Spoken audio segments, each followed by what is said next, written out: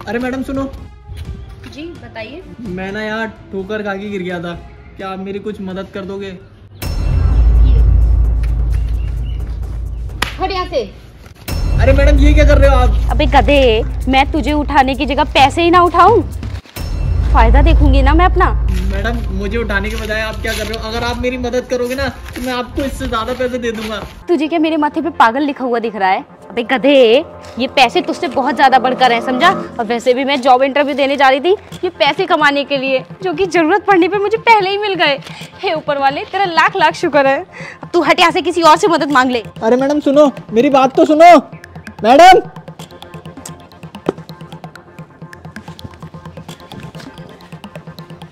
ये भी लालची निकली। खैर मुझे तो पता ही था। अब किसी और को ट्राई करता हूँ।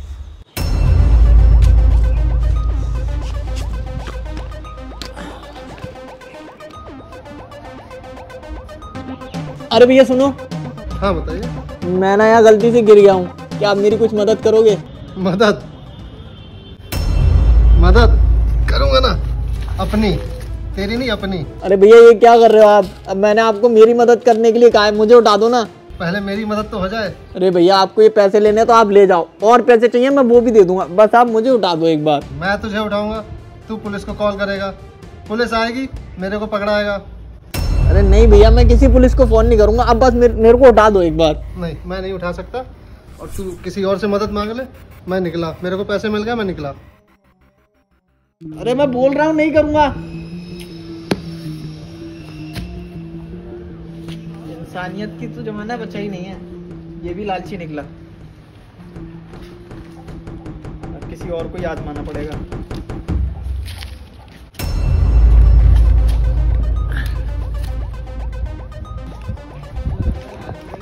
अरे भैया सुनो। हाँ बताइए। और आप यहाँ पर गिरे कैसे पड़े हैं? अरे भैया मैं ना यहाँ से गुजर रहा था तो एक पत्थर से मेरा पैर टकरा गया और मैं स्लिप हो गया। अरे अरे लाइए, मैं उठा देता हूँ आपको, आराम से।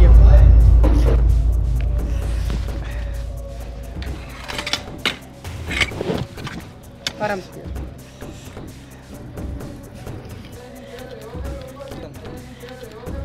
ये लीजिए भैया आपका पैसा। अरे भैया बहुत बहुत शुक्रिया आपका, जो आपने मुझे उठाया और मेरे पैसे भी मुझे दे दिए।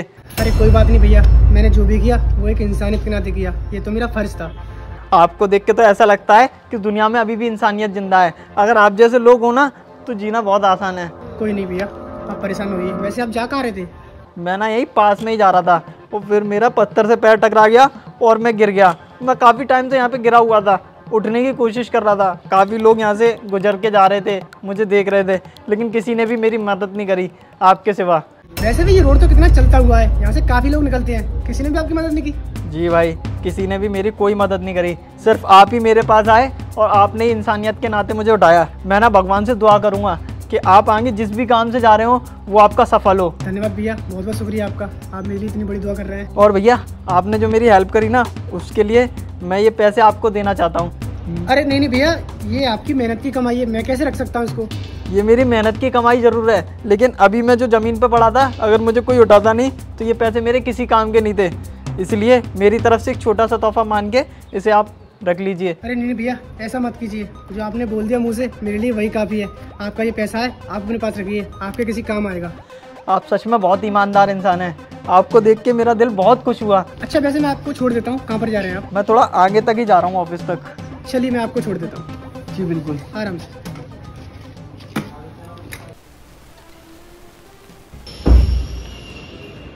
एक्सक्यूज मी मैम, यहाँ पर इंटरव्यू हो रहे हैं क्या?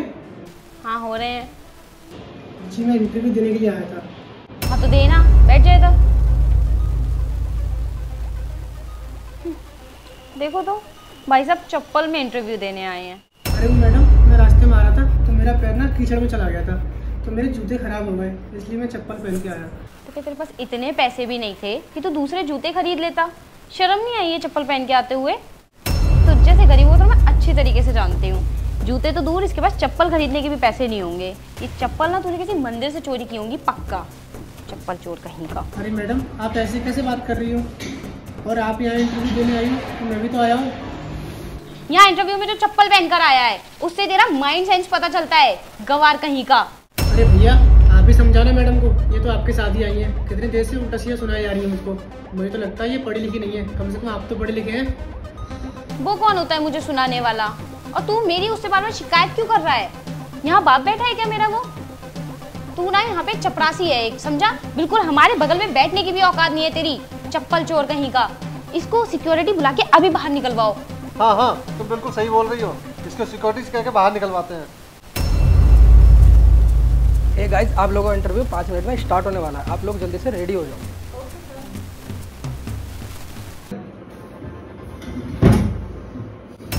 अबे लंगड़े तू यहाँ पे क्या कर रहा है? हाँ मैं, और तू नहीं आप। मैं ना इस कंपनी का मालिक हूँ। मालिक?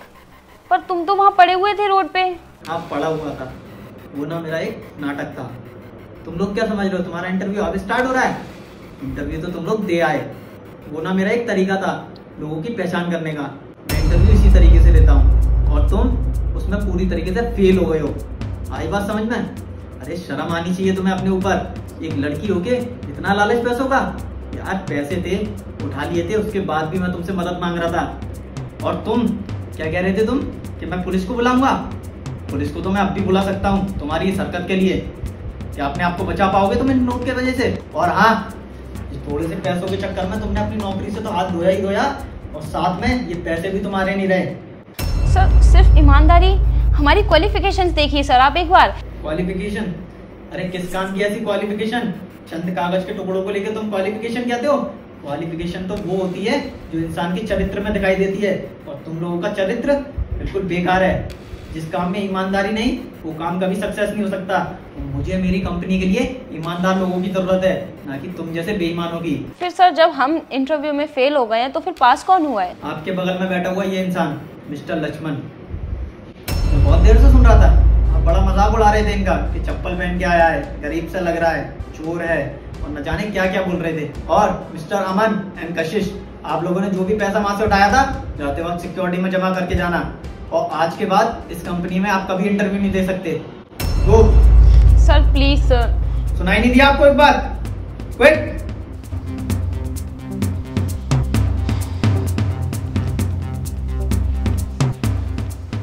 And congratulation mister Lakshman, you are selected. और आप कल से ऑफिस ज्वाइन कर सकते हैं, और आपका जो भी सैलरी शेड्यूल रहेगा वो आपको मेल आ जाएगा, उसमें आप पढ़ लीजिएगा, आपका ऑफर लेटर भी आपको उसमें मिल जाएगा। Thank you sir.